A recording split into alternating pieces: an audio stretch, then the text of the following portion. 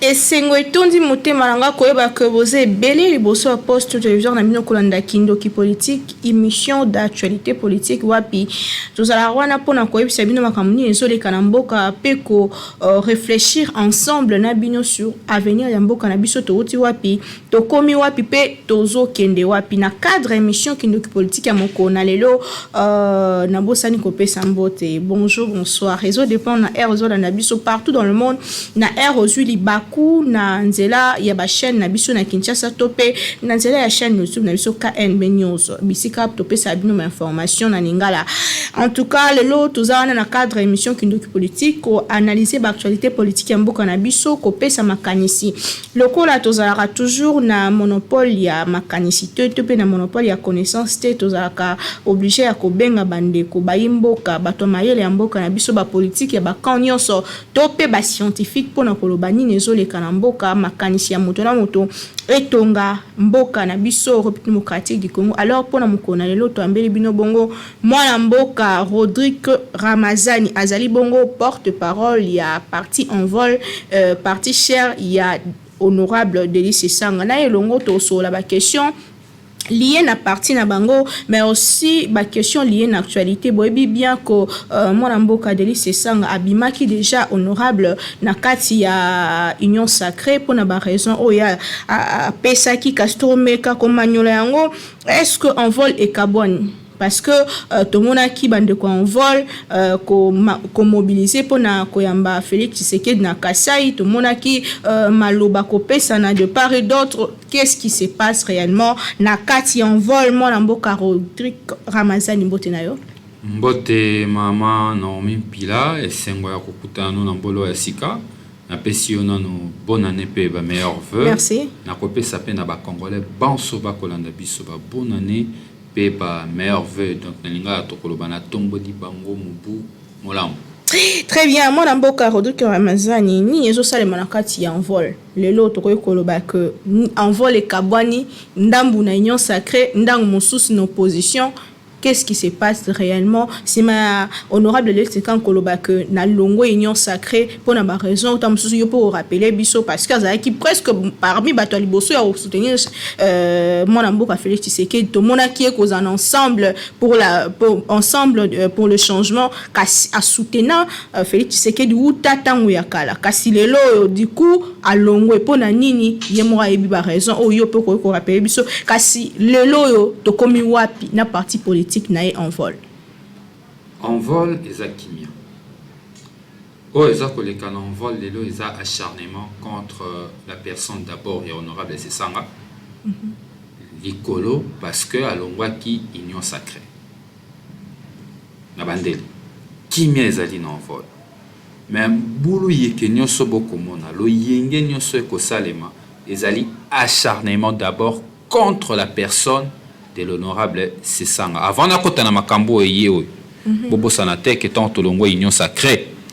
On va la décider à longo union sacrée tant to bito ça l'activité la mission na Kanluka batila ki biso ba moyen nyonso ya l'état la police ba botoli ba podium makambo nyonso pour que tout ça l'activité na Kanluka te. Wana ya liboso ça déjà ko démontrer acharnement contre Envol. O ça ko continuer lelo ezali acharnement pambate Félix Tshisekedi a décidé de débaucher na kati Envol parce que honorable Sesanga a longwe union sacrée. Wanezelo kaliboso singeli ba imboka ba retenir qu'ils allaient d'abord acharnement contre la personne de l'honorable Sesanga pour aboyi pouvoir. Le roi Namboka o ko boya pouvoir akande lisum ya ngwana moni acharnement nyonso ane ko salema. Na kati Envol kimiali ba coordination na biso nyonso bisika nyonso se implanté na ba province na biso kimia. Coordonnateur Bakosa Moussala redynamisation à partie éco-évoluer. La preuve, siège Nabiso sur l'avenue de l'enseignement numéro 135 dans la commune de Kassavoub. Et Zaka Kawana, Toko Saka, activité Tongo Bitu. Pendant ce temps, Mamsou na union sacrée, Mamsou Libanda. Non. Moutouazan na kati ya union sacrée na envoi la zate. Na personne qui s'engaille moko na kolobao. Na zaki membre à cabinet na ministère à défense. tant parti longo union sacrée le 30 octobre ngai le 1er novembre na longwe na poste na ngai na démissionné na commis démission na ngai na déposé ngo na cabinet ya ministre de défense na longwa na rasu membre cabinet ya ministère de défense na boya poste parce que na landa ligne à parti ministre yango siko na koya yango na lobby azo représenter en parti non parti oyo epesaki ngai Rodrigue Ramazani confiance ya kokende ko représenter na kati ya cabinet ya ministère de la défense a retiré confiance dans la union sacrée. Conséquence logique ezani ngai Rodrigue Ramazani est-ce qu'il faut la continuer parce que naza mandataire ya parti naza na mandat ya parti ndemutetininga lokola parti eboyi ngai pe na binini na boy union sacrée na landi nzela ya loyauté oyo zomona lelo ezali fruit ya politique ya Congo débauchage na kanisa pouvoir Félix Tshisekedi lelo na oka moto moko aloba ke Félix Tshisekedi azali meilleur élève au Kabila non azwate na kanisa lelo eza ko se démontrer à travers ba débauchage o asali na kati ya FCC débauchage o ya ko sa asali na kati ya Lamuka débauchage o pa ko sa na kati ya Envol Félix Tshisekedi a débauché bato moni ba ko saka ba déclaration tongo midi poku na kati ya ba radio na ba télévision bazali ba brebis égaré ba brebis débauché parce que va promettre bango ba ordonnance kobo sanate ke kalaming te Félix Tshisekedi de robisa ba ordonnance o ko nommer ba mandataire et ko remanier na gouvernement boka moite soki bomoni mutu moko to batomi bale babimi na kati ya ba ordonnance wana pamba te bango bazali ba débaucher ba ko zwaka bango ba ko manipuler bango pour que ba déstabiliser parti nzokande Envol les éléphants pendant ce temps bazaka na kati ya parti mutu alongwa ezate. Pendant ce temps, bazali bato bakotambola en dehors ya ligne ya parti. Mais si ko le rôle la partie ezali structure. N'est-ce pas biso tambola raté to baraba auto exclusion. Na statut na biso loba mi bongote. Ezali structure to constater que ezali na bandeko bakotambola ka na nzela ya parti te. Lokola baza ba membre à parti et que no ba démissionner te. Envol la sadinine to tiaki structure ezali habilité à kolandela makambo ya bato bakotambola ka nyamu nyamu ezoko sala musala na kanisa na respect ya bato bakosala musala wana ngala membre ya structure wana te na membre ya bato bakosala musala wana te na ko respecter bango na koki koluba makambo awate parce que non bako ba rendre décision te d'ici la namikola kotanga kala te j'aurais appris. Parce que ça va camarade à partir, bah il dit que misala bah silici déjà parce qu'il fallait bah étudier au cas par cas. Bah moi belé na mon équipe liste là bon bah ça la déclaration pour la boya bah décision à partir ezaki mo molongo sombo. Le quoi qui molongo molai et sengeli ba traiter au cas par cas mon salon ko salema de manière minutieux. Donc na ndenge ya kimia mon salon ko salema na ngonge sengeli to ko ba au cas par cas. Quelles sont les décisions ou structures et habilités na ba statut na biso à cause de décision par rapport le ko la bandisa ngoto pusana ki pe na bato yo zolo ba que baza ba brebis égaré kasi baza ko accuser honorable Sesanga na ko lande la procédure normale c'est-à-dire avant ça qui parti té congrès salama kité loko salama kité que to solo la to longwa union sacrée ou pas balamuki na tongo boye honorable Sesanga bi depuis de to longwe ko bandale no to longwe union sacrée wana n'est-ce pas une manière ya ko s'imposer alors que y a alobela toujours démocratie azo critiquer et puis na parti nemoko azo s'imposer. Maman Pilati kana seka ezelengi ya soupe ya liboso moni moto soka komela ngala boy soupe na boya pouvoir na boya na laki na responsabilité ya monene na kati ya cabinet ministre de défense na boya mais ba o batika les alliés mingi moni ba tomoko maele baloba kinini balobi que apparemment estomac ya la mo maele mingi koleka cerveau. Pour moi, ce qui est estomac qui nzala et signaler que qui nzala. Donc ce qui est estomac est vide. Il faut signaler que c'est vide. Mais si on peut cerveau ya polele, moi je peux signaler et signaler le côté que cerveau na ya polele. Au moins batoma les moko ba obelo ko na pesi bango moi raison hein, baza pe na torte. Sika bato ba koloba na ignorance. Eza ignorance. Pe batoma le babakse nga boma mbwana ye a kosela ke ka kobela rage. N'engeni n'envole le longo na union sacrée. Ya liboso d'abord bato bako bakesengela bafandi sa congrès, basangisa bureau politique na ebité paralysme de forme et de compétences. Ce qui va bosani tant envole kota ki union sacrée, basangisa ki nani. motuna liboso pe ya mukolo okutuna bango okutana bango motuna ka moko yo lobi ke basangisa bino po babisa bino ke envoi solo ngo union sacrée mukolo envoi kene ko adhérer na union sacrée tant envoi la ndima ki makambo union sacrée avant ça kina comité national ya parti comité national ya envoi des ali organes ozo gérer parti au quotidien to vanda ki to analyser ngana zaka na réunion bato ebelo pe bakoloba lelo basala kutuna réunion wana te même ba comité national ba koloba lelo tant tozwaka décision na kati ya comité national ya ko soutenir action ya union sacrée ba alaka na katite lelo comité national et siège qui peut pour na koloba ke balongwa au regard ya ba raison o ezali valable to longwa union sacrée ba oyo ba s'excusa ki ba ali ba na kanisa secrétaire général adjoint moko s'excusa ki akene ko zomo ane na aéroport po to lobi biso to sa makambo parti réunion fa ke sele mamokolo na kanisa na 13h mokondi ya parti président national avant na siège kubanda 13h ti 16h bakoyate azumu tukakeke sika mosusi mai kozonga tout ça la réunion na 20h bato bakene ko zo bato na aéroport bazala ka na aéroport moto mosusu aki empêché alaki na ba déplacement na personnel alaki empêché. C'est clair que muta komi déjà ministre bisa longwa boya monique eza makambo ya ministre te on ministre si asenga ki biso to ba notifier que ils allaient incompatibles leur occuper ba poste na parti ministre nganité na ko ba mambo esenga ki baza na réunion il y avait des gens empêchés bato ba ko sara déclaration na ba radio ndakisa Top Congo ayaki na réunion si makei makambo na privé akutana baninga na ya lisano ba mela masanga ya biso likamuna kati yani siko bato batikalaki basala ki to solo la ki procès verbal et salema bato basigna ba présence d'abord na kati ya réunion une grande majorité ya comité national mkola nezaki représenter décision majoritaire et bima ki ke tobima union sacrée donc ba ba kolo ba kawana el bato pe ba ko maîtriser makambo ngote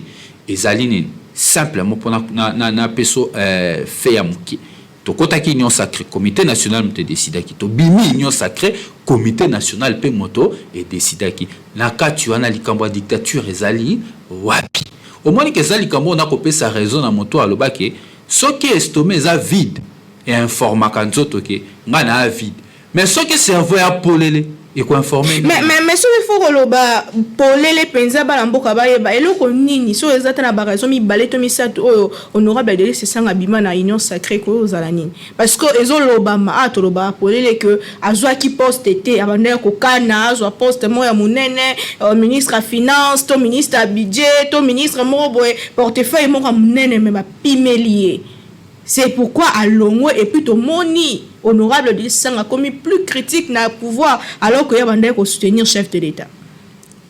Maman Naomi, nazala nayo clair et simple. Omoni makambo yo ya kolongwa union sacrée na tina. Ya liboso bato ifo ba eba pona nini tolongwe union sacrée.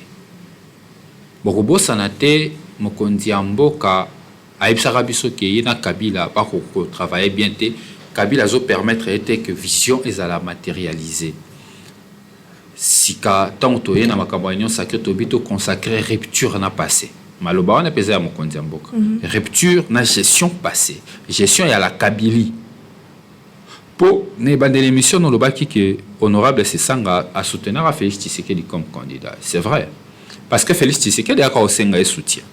Parce que honorable Sesanga Longwa à Genève avant même Félix Tshisekedi. Tant Félix Tshisekedi a Martin Fayulu c'est les changements. Honorable Sesanga a dit aux autres l'erreur. Félix Tshisekedi si qu'avant Yayebi. Qu'est la vérité ma cameroun dans le plateau non lelo. Honorable Sesanga Zonga Kinshasa Félix Tshisekedi na caméra baké Nairobi. Ba tout na motuna na Top Congo. Ba ebisi. Mais aux années à Genève tous na Nairobi abina ni na Genève ni na Nairobi. Nazo senga bango. Nyoso baya to kutana to ça l'accord de Kinshasa ba tout ba revenir au bon sentiment. Nazolo baba fait eza makambo ezala public eza na radio ba son ezali. OK. Nde mikololeki na kanisa vers ba mois d'octobre ou bien novembre 2018 Félix Tshisekedi aye ko honorable Sesanga na cabinet na ye. Pour honorable Sesanga soutenir candidature na ye. Yango honorable Sesanga est un politique. Naza na gauche te naza na droite te mais o ya droite to ya gauche aye ko lukanga aye ko proposer nga na soutenir c'était tout à fait alors que tu es baqué sous la belle paix à Moïse Katumbi à l'époque nalobi boye likambo wana ezali likambo d'abord il y a conviction personnelle et honorable Sesanga ayebisaki yango président Moïse Katumbi et à liboso na koboya aboya de makambo la muka parce que makambo ko soutenir Martin Fayulu eza makambo ya la muka mais en vol honorable Sesanga to boya ka makambo la muka avant même Félix Tshisekedi ya boya biso za yesu na makambo la muka te to zaki na ensemble mais to zalaki na makambo la muka te po même nini charte ya ensemble les autres consacré autonomie politique ya ba organisation politique eza na kati to salela ki autonomie politique ne miso tant que parti to lobi to kokota makambo la muka te mais to zana bino na ensemble et je d'après président Moïse Katumbi te la preuve yé mo ka lo bango na ba monsieur Belé qui ezaki autonomie na bango politique honorable c'est ça na celle qui autonomie politique na ça n'a jamais gêné et jusqu'aujourd'hui relation président Delis Sesanga à la président Moïse Katumbi et ça très bien ce que zaki mabe mais ba relation la bango ngeza la na ndenge zaleli de loté donc wana ya liboso to soutenir qui parce que Félix Tshisekedi a senga biso soutien n'est-ce pas yami balé tolongo union sacrée pour nani tolongo union sacrée parce que tozali isusu na kati ya rupture te to koti na continuité ya Kabila moto moko alobaka ke Félix Tshisekedi azali meilleur élève à Kabila eza ya solo meilleur élève ya Kabila au non kuta ata ba boshab bazala bongote ata ba shadari bazala le roi Félix Tshisekedi te tolobi to consacrer rupture ngelo bato tia bonne gouvernance bonne gouvernance c'est sous-attendre contrôle ya exécutif na nzela ya ba parlementaire mais lelo yebisanga maman pila soki to kotala na misuboy est-ce que contrôle parlementaire est ça effectivement lelo na makambo ram toza wapi lelo na makambo état de siège toza wapi et comment le renouvellement le rôle ba ko prêter serment ngo biso peut-être le ministre peut défiler na parlement bazo défiler na bango bazo plastronner ningi na lopoto et comment ngo exercice moko ya routine contrôle les até sanctions até makambo to boyaka na Kabila makambo wana nde toboyaka na Kabila yango mo biso ko tozolo bake Assemblée nationale wana et comme loko la religion et garda ba rituel mais pas pour kokumbela yango a perdre foi nde Assemblée nationale image ça na wana ni propre wana ya liboso yami balé d'abord bonne gouvernance ezate situation sociale ya peuple to le bake to bongisa situation sociale ya peuple donc dans le bonne gouvernance na fixé siko deuxième point situation sociale à peuple beaucoup bon sa situation sociale à peuple n'engni ce gouvernement yemoko moyibi akoyiba population babi ça la présidence ram et ça les kamba présidence donc présidence yemoko moyibi présidence akoyiba population mais ram dossier akala ndenge ministre qui ba ça expliquer biso et puis eza gouvernement mobimba na biboye to vanda ngalo na Kinshasa wa Kabila kana pouvoir na zara muta Kabila te makamne na sepela na honte na ko défendre te mais to vanda no na Kinshasa ti fa manda Kabila yo mona karam boni batu pe ba na irresponsabilité makasi bo bino mo botie eloko ezangi ba soubassement total on a compte na budget général les até na ba compte spéciaux até recette na aussi que ndara to ebité to ki keza na mo structure moko informelle structure privée informelle des autres gérés ba millions ya ba congolais ba millions ya mbongo na biso ba ko lire le on a check crédit ba katinga mbongo na ram mbongo na siki ke to ebité bato na tata mokonzi na réponse te bato na ba ministre ba na réponse te mais ezami yibi c'est de l'escroquerie yami ba tobi que situation sociale à peuple so pour continuer wenze pas moyen sur continuer wenze biloko nyoso matabetalo mama yo mama okota ka wenzo yebi ke biloko lelo ça ne va pas na repesa kutu ba plité pour bato si ba yebi côté gaspillage gâchis en bongo à l'état détournement paille donc nyoso to boya kina Kabila lelo na Tshisekedi de salema x3 to continue la situation sécuritaire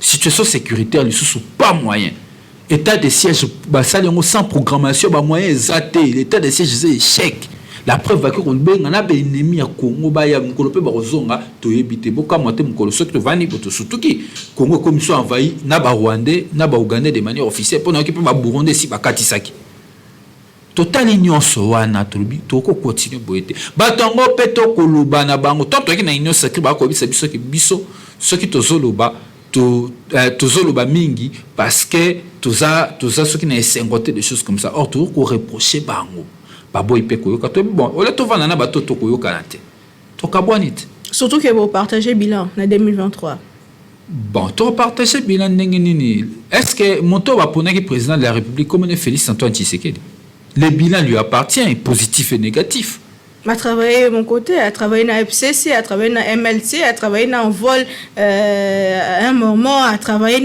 dans Ensemble pour la République. Chacun a un bilan à défendre. Chacun. Oh, il a travaillé, il a un bilan à défendre. Mais la seule personne comptable, il a réussi, il a échec, il a pouvoir par après 5 ans, ce n'est pas les autres, c'est Félix Tshisekedi. Parce que le lobo constaté ni gloire ne se zone de la raie. So les gloires que Kabola on a battu. Sous le haut patronage. Sous le haut patronage. Tant balbara IGF, ndaki sapa bablo kamala mo ya régime na ye, to ko cha IGF. Tant baba IGF baba ke Kabola bilana batu mususu. Baba ke za yete. Mais andi mape ke rameza ye. Andi mape ke ba détournement nyonso ko sa manambo ke za ye. Et ça bilan général et ça y est. Moi mboka Rodrigue Ramazan ndengo tu kolobela makamyo solo biona ma be otobi keza ya solo ma be za makasi na kati ya mboka. Mais est-ce que Félix Tshisekedi na memi ma be to akuta kiango déjà makambo ezo ko ba bongo est-ce que moi volonté peut changer makambo ezate? Moto aye na pouvoir ayaka na ba solution ba problème o ayebi. Sauf si vous me dites que moto aye na pouvoir ayebi problème o ezate maninga soka pouvoir. Moi, comme il le cosso. Mais la candidature que Zaka a fait, c'est parce que c'est un Congolais. Azala na Congo, bah problème on surtout qu'il y a une opposition. Opposition effectivement. Na opposition, il faut un programme. Net ibiso en vote un programme, tu as un programme mais Kuba. Elenda, mokolo zali, oh on va la décider que matapena na marambango, tu rien un programme même si tu représenter puis tu appliquer. Donc, mon toi il a pouvoir, ailleurs on a un problème à coûter. Pour un problème à coûter, il y a une solution. Mais réalité zani. Réalité, c'est que Félix Tshisekedi n'est pas l'homme de la situation. Félix Tshisekedi n'a aucune vision pour le Congo. Ça, c'est la réalité pure et dure. Lelo. Mokonzambo, quand on a sauté maman, puis on a eu chance, on va être en Kitio. Na mikolo, quand on a une question, belete, émission, na sara émission, na question, moko. 2 ans, et tikale, n'y a même mboka, wapi. Réponse exacte. Na kosote maman puis la réponse est que mais n'est-ce pas que baza pembe ndende bazo sungete selon malobana emoko azo sungamate même gouvernement même ba réalité surtout akuta na kasa ya kuti que makanisi tope o ya yebieza bongote qui choisit ses collaborateurs mana un collaborateur honorable Sesanga on sala ya malamu na ya mabe faut eza honorable Sesanga parce que yé mutu azo encadre. N'est-ce pas? Je prends ça sur moi.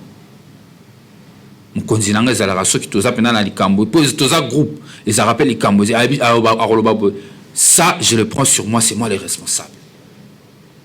On va corriger. À s'assumer. À s'assumer. Mais ce que moi,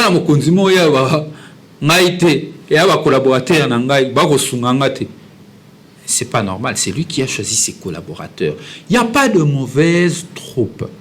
Il n'y a que des mauvais chefs. Mais il n'est pas censé tout coordonner, il n'est pas censé tout savoir. Nalobi boy.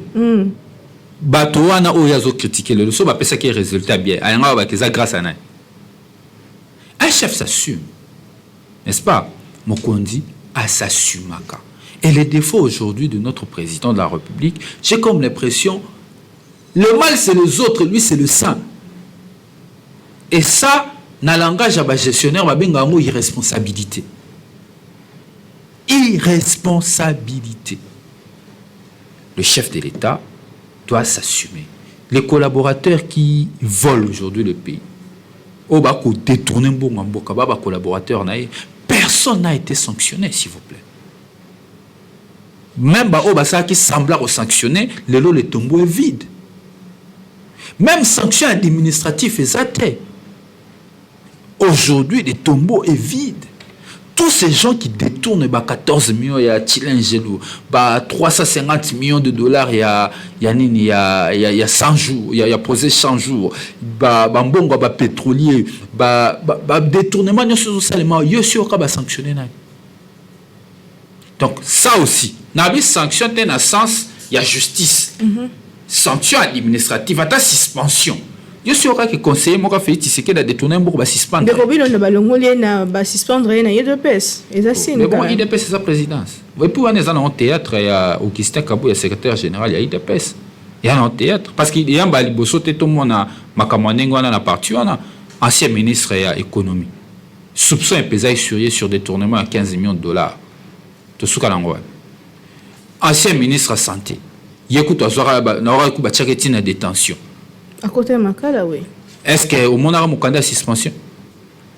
Non, tant on a conseillé moko ya kala o ya IDPS. Conseiller moko pe bo akima abima kuta kima na. Yo sura ba suspendai na ba nini na parti mususu na. O ya ba king makambo kingabwa. Mais finalement to ko lo ba que en fait, c'est quand on dit ça. Pour formuler parenthèse to kanga ombango. Donc aux sanctions outi ko mona. Oyo secrétaire général de l'IDPS Augustin Kaboué a contre Marcelin Bilomba, on a défendre Moutouté, on a bêta Masola ba fait. Ce Rolandais yango bien, ils a compte à rendre parce que Marcelin Bilomba ça qui tweet. Moko abigé erreur yango ils a européen ça parti na ba primaire et ainsi de suite. Ils ont raté na ko na bimbo que Kabou na Kaboué ba primaire, ils a tweet ya Marcelin Bilomba. Ou a appelé membre ya comité. Te awangana été bato IDPS mo ba sai ba enquête ba constater que Zaki Marcelin Bilomba ezaka kazane na courage ok na makamneti na sukate comportement wana to bien oza comportement ya bato belo barana bazan lelo na pouvoir baza capable d'être à s'assumer jusqu'au bout et je crois qu'il va avoir un exemple les autres quelque part. Donc c'est ça le problème. Ça c'est juste juste compte à rendre, il faut vite fermer cette parenthèse. Que il y a aucune vision au sommet de l'État. Il y a un problème de leadership éclairé et il y a un manque criant d'expertise. Donc les gens qui nous gèrent aujourd'hui, ça va inexpérimenté. L'UDPS a échoué. L'UDPS et les chefs de l'État ont échoué. 37 ans de lutte a démontré qu'il n'y avait aucune vision derrière. À part Makamboya, Kobimana Balabala, Kotumba Bapune, mais construction d'une politique publique pouvant amener le pays vers l'émergence, non. Je crois que nos amis, nos anciens alliés, nos anciens partenaires ont largement échoué.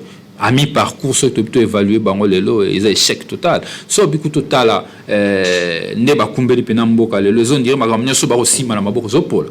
Projet 100 jours, Namaboko Epola.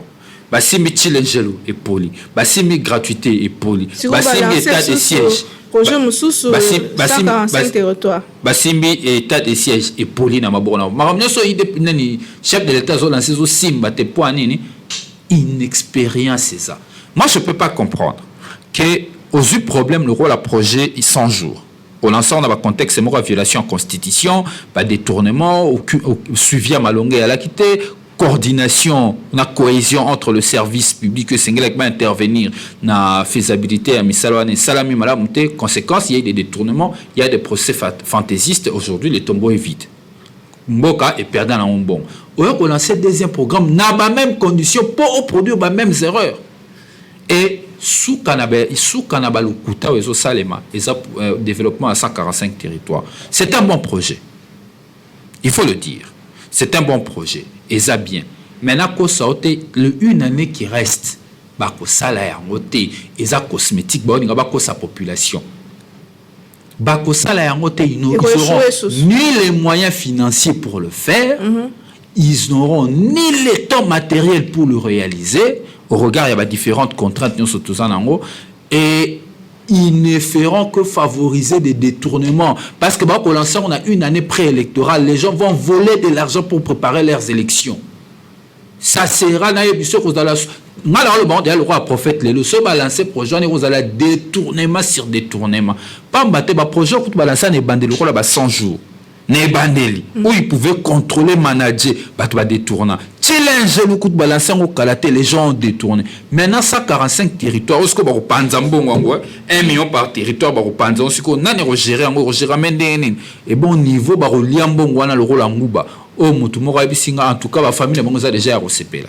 Oh je te dis que oh bazo lancer ba nga ba ko sa peuple on nga sa population na ngai ba fungola miso.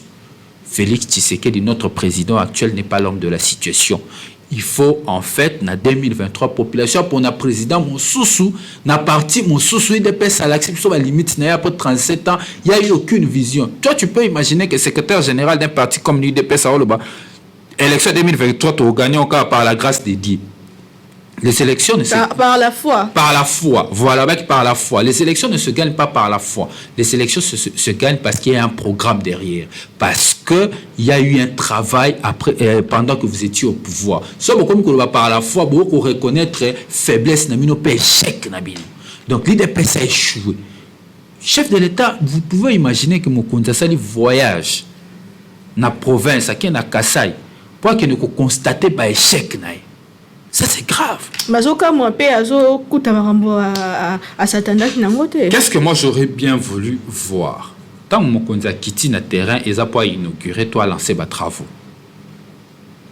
Nous parlons du chef de l'État. Mais le chef de l'État a un terrain pour constater le Kolangai, un citoyen lambda. Comme moi, chef de l'État a un Kassai pour constater le Kolangai qui Chilange le marché, na Chikapa gratuité Zalakate, na Sankuro gratuité Zalakate, les policiers ont fait 60 000 francs. Il n'y a pas de Rolanga, le chef de l'État au Koukani. Mais les liens ont place qui a coûté un problème, qui passe un moutement. Mais on a lobby. Le problème est qu'on continue. Et qu'on continue parce qu'il n'y a aucune expertise derrière. Parce qu'il n'y a aucune vision pour conduire des politiques publiques. Mais il faut se poser la question, qui bloque qui? Peut-être que le problème, je dis, peut-être que le problème, c'est le président de la République lui-même. Le vrai problème aujourd'hui, c'est les leaders. C'est lui qui conduit la nation. C'est lui qui nous donne l'impulsion à suivre. Il y a une perspective. Non, tu as une chance. Et dans la conférence de presse, tout n'a pas question de tout n'est qu'à question moko. Après, ça a une perspective dans les 2 années qui suivent. Réponse aux alatés. C'est notre chef. Bien qu'ils soient insignifiants et insuffisants. Et je crois qu'en 2023, il faut trouver l'homme de la situation qui viendra changer le paradigme. Tout comme la émission, mon amboka Rodrigue Ramazani, les cambo et amboka et koufa, il y a un so comme on bango. Mais chef de l'État alobaki boy. Na bandela malobana et que aye pona kotonga ekolo, aye pona koyiba te, baye pona kotonga. Po eloko bebisa pe ezate mboka isi ekufa. Kasi bango baye po ba tombola yango. Koloba maloba wana oyo alobaki que batu bazuka mboka ekufa nde batie pembeni. Est-ce que Ezalaki malamu topé mabe que chef de l'État aloba? Est-ce qu'Azaki sincère? N'est-ce pas qu'Azaki n'est sincère pour apparemment peu mboka on yo bon tout ko lobango a que ça ne va pas.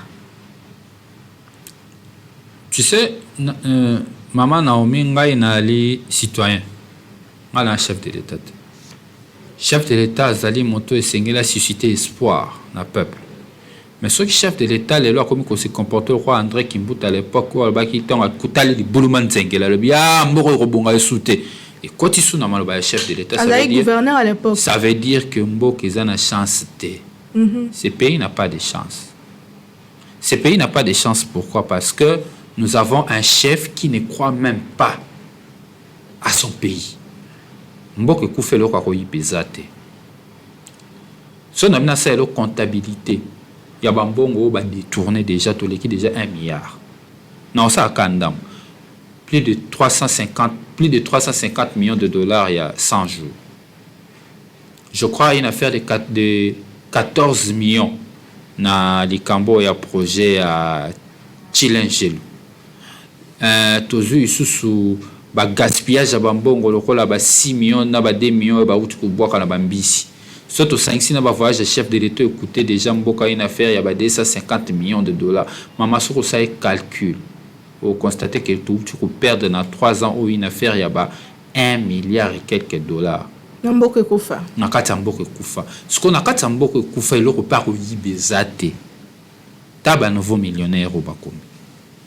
Batba na mbongo lelo au kabela batu 350 000 dollars ya okabango yo tchana kati ya école pour kotonga ba biloko ba kopesa batu ba mai ainsi de suite. Batu wana il y a des années passées bazaka pour basa ba action ndenge bazeleka pouvoir pour bakoma na mbongo lelo pouvoir fait tisike de créer ba millionnaire à sika. Avec ça biso ko créer ba millionnaire congolais. Oui, mon konzambo ko créer ba millionnaire congolais. Par approche na yo entourage na yo kakande ba koma ba millionnaire. Mais malheureusement comme toujours mon konzambo ka koyeba te. Ouais bien koyeba te pour nani mama Naomi. Mokonzambo Alexis Ngonga nyonso na voyage ndenge na kolandaka calcul au départ bien ça déjà une affaire à 100 120 voyages. Mais quand on investisseur, ça 118 voyages. Babiso basali en moyenne 5 jours par voyage en moyenne. Donc Mokonzamboka sur les 3 ans, Alexis, 1 année et demie d'Ibana Mboka. Si c'est normal que Akitana Kasai, après 1 année et demie, a constaté que détourné mais salami ba les autres salemate gratuité salarana chikapate ba soda ba futa makate asutu kala makama parce qu'il a passé plus son temps à l'extérieur du pays qu'à l'intérieur du pays. C'est normal parce que ba ninga ba konzina bango ba l'exarande tangu na kati ya mboka po ba gérer mboka yo bika mokonzanga na ko ba investisseur comme si ba yebi il fallait to ko ba déjà man d'Afrique tidelo mais réseau zanine to kutimboka kufa bato ba leka avant bisi ba bumaki te ezali argument ba faible ezali argument bato bazana vision te moto na vision ko lo baboy ngaso na zimboka dans le 5 ans on a rejoint mboka na ko misamboka sikaboy a ko lo batte ko moni o ba sali wana te a yep les ba problème wuti koleka a ko bo mona ba problème wuti koleka ngaso ki na zuyango na ko mema bino pai boy jour ba ko koma mukolo wana 3 ans pour beaucoup tourner question ba voici ce que je fais. Qu'est-ce qui démontre que le pouvoir de Félix Tshisekedi n'a aucune vision. Après 3 ans au pouvoir, Yebisanga réforme nini pouvoir actuel et c'est sali. La justice, pour rebattre état de droit. Pour tout comme un état de droit, il faut réformer la justice et sali. Les lois n'ont pas une décision justice judiciaire va sombara en bon. Un mandat d'arrêt provisoire va sombara en bon. Liberté provisoire va sombara en bon. Liberté conditionnelle va sombara en bon. Nyon se sombara en bon. Il fallait que le pouvoir actuel a démontré qu'il avait une vision derrière, a enclenché la réforme. Nambo il faut relancer la réforme. Réforme ni nyamune si balancer pour nous démontrer changement par même. À part la réforme il y a ma muto basa avec le quoi la gratuité de l'enseignement. Pour ceci na envol honorable c'est sanga toloba qui est la gratuité de l'enseignement et ça même mabe simba. Mais vous soutenez kango temps et bandaka. Non, ce que ça na bureau politique na biso ngoka discours à président national. Alors baki ke nazo bisa ba para bobo mambongo pour foot minerva là-bas na bin. Oh. Lelo eza concrétisé et zalaki parce que biso toyebi ningini mbamambo ke sengele tambol. Mais ndenge basalaki programme ya gratuité enseignement il fallait que sukaka ndenge wa. Et sukaki ba para ba songela ko futa minerva ya bana na bango parce que basalaki yango mabe. Donc réforme moko malonga balancete ba zappel na ba réforme ya relancete ce qui prouve qu'il y a aucune vision dans le pouvoir de la réalisation bilan est ça négatif. Largement négatif. Un bilan à mi-parcours, tout ça. Mais chef de l'État, il y a le bon moment bilan. On sait les sous-bilans. Tant que la situation sociale de notre peuple n'est pas réluisante. On a Baksani Nakati. Il y a Baksani Nalongolani. Tant que ministre de la recherche scientifique, José Panda, a l'objet que Bango Mouba entourage chef de l'État, Bayibi Mbongo, c'est que ça, Misala, Bayibi. Ministre José Panda, membre du gouvernement Warriors, avec Bango, dans ton avis, proche chef de l'État, c'est gouvernement, cabinet, na parti politique. Bango, n'y a son nom, Bayibi Mbongo, ya reconnaître qu'il mouille bien bon. Ngaïté, ngala bakisare loroté, maman pila, yebisanga penda na maloba, bongo ngala bakisanini. Chef de l'État, avec situation sociale, le peuple, les amala monté. Yemora kesu na kasa a constaté que aleli abina ko mona ka ba problème ça veut dire bilan est échec et c'est échec tout ça que tikali sous 2 ans peut-être ko aza makanisi maman pila tozawa to kozonga na ebisio ki ba ko sala eloko te chef de l'état ko kenesu na campagne ko sa ba pro apesa biso ba promesse missine tomela ba tu pe ici ba lembia ngo traitement wa promesse missine so pose sous résultat te na si ma chef de l'état ton alonga mbushima ba pe kureki akena lo mami kuna akena na loja population peut y rappeler qu'il y a makambo ko tambola bien te akena chika ba bise que gratuité zo yembela biso ano kumisa gratuité na Kinshasa to futa minerva là-bas na biso est-ce que yebisanga chef de l'état si quoi za na informé na lokote ya on a mituni ba rapport au nyoso ba komara na bureau na est-ce que atanga kango to azara na tante po bon abiye mo peke mandat union africaine et pesa que sur makasi ya mandat na union africaine zaki moi kilo to zanona 6 mandat union africaine si ma occupé mboka bon pas comme sous président Sadek Kalamingi te siko to sa to suka wapi Congo ko Sadek Kalatin siko to suka wapi c'est que mboka ozara na ngo gérer ta sauf Félix Tshisekedi aka président.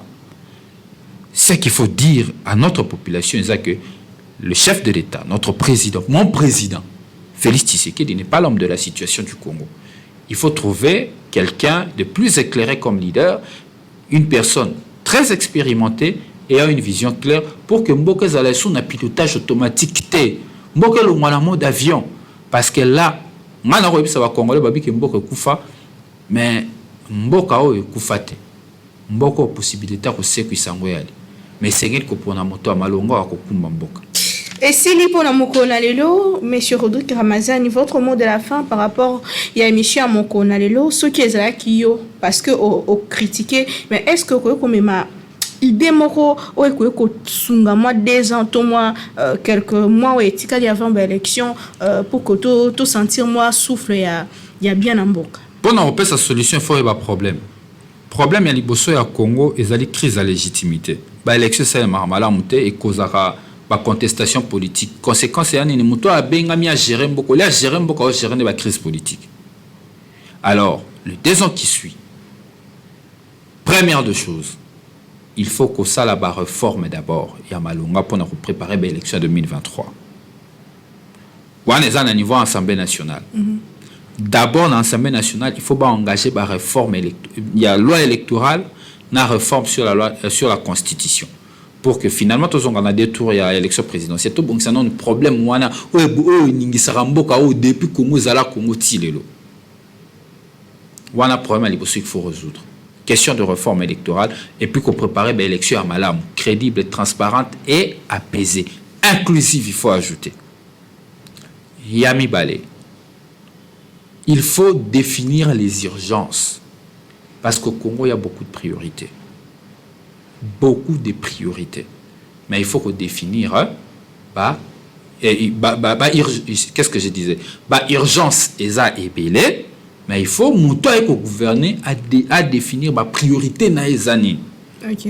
Parce que dans un pays comme le nôtre, tu ne peux pas résoudre tous les problèmes. Il y a un pouvoir faire une tentative et essai-erreur. Simbi batiki babendi batiki babaloni simbi te bakende bongate parce que bango simba nyonso nzela moko.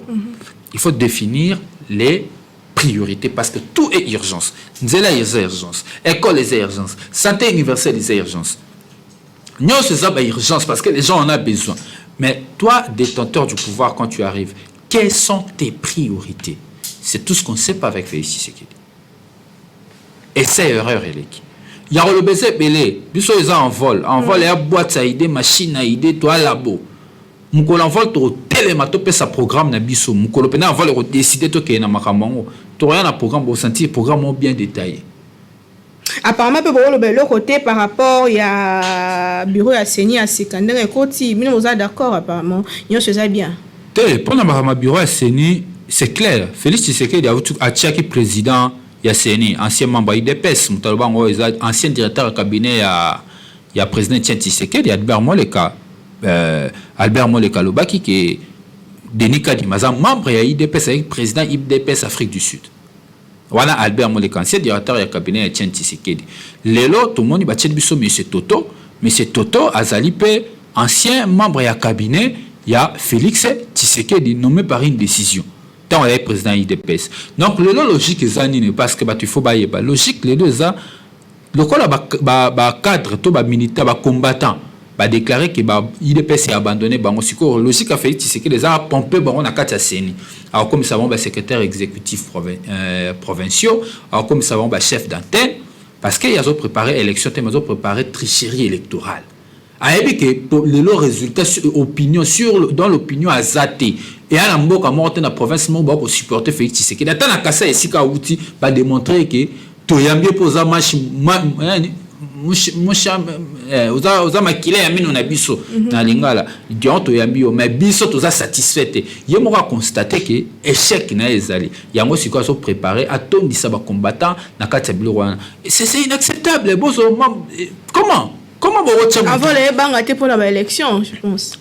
En vol, azo bunda pour na rassembler ba démocrates. OK. To rassembler ba démocrates autour ya idéal ya ba réforme pour te préparer ba élection à malam. Ne tout mon abisso. Parce que problème en bok vandi wana apparemment va pouvoir rebeller les carezaka conséquent. Ba ko comprendre si ka problème ça pour trouver ba solution, il y a ba problème o ezali. Mboka o to tikela on ba na biso. Ba papa Tshisekedi bakei ba koko na biso ba mbutu bakei ba bato ebele bagizenga bakei mboka biso tikali nango donc to continuer kokumbela mboka ngo aboye na loyenge ça pour autant relancer ma perspective pour que makambo bonga non on ne peut pas continuer yango on voit la zone où neto bongisa dans le problème à liboso crise il y a légitimité crise à légitimité, mais pour tout bon, cela passe par l'organisation de bonnes élections. Mais pour avoir de bonnes élections, il faut avoir de bonnes réformes. Pas des réformes comme la commission Mbata nous a amené la réforme sur la CENI. Une réforme décousue, dépiécée. Il faut de bonnes réformes, des réformes structurées, en vue de résoudre de vrais problèmes du pays. Très bien, M. Rodrigue Ramazani, mais prochainement, toujours dans le cadre de l'émission politique, pour la redévelopper, Makambeta Limboka, Congo Botika Kolobake, Bazana N, Ezate, Toningine Mboka Mingi, c'est pourquoi Malobaezo Bima, toujours dans le cadre que Makambo et Kende Malam, problème ya kolia na Mboka Nabiso, dans le Belango prochainement, on a invité Nangai O Nako Bengisa, en tout cas, les Kamba Kolia, Ezana problème, Makasi, Kambambi, si Batba Benginga, Nakata la province, Maman. Naomi tomoni mbisi te nga moko personnellement pour le babo solo vraiment na yo kimbisi mais comme la mbisi penze kota na ba foyer ya batu na Kinshasa to kitali sur terrain en tout cas wana ya solo ezate ba adresse ata ba ba chambre froide Naomi na Gabela pesa biso adresse chambre froide Rodrigue na Bandal ata yo moko ezaki matata eza vraiment matata projet ya ntele ya ba pêcheur pe yango pe moi fongola ya kolesa bato en tout cas likambo wana fongola wana il faut basa fongola comme makasi soki faut ko simba ta yango na 2022 et ça la paie bien population ali atali très compliqué en tout cas to comme la souka to kutani prochainement pour na toujours kolobela mboka Congo na invité à Sika toujours avec le même plaisir tika tenzambe a benisa mabele ya bakoko na biso République démocratique du Congo bye.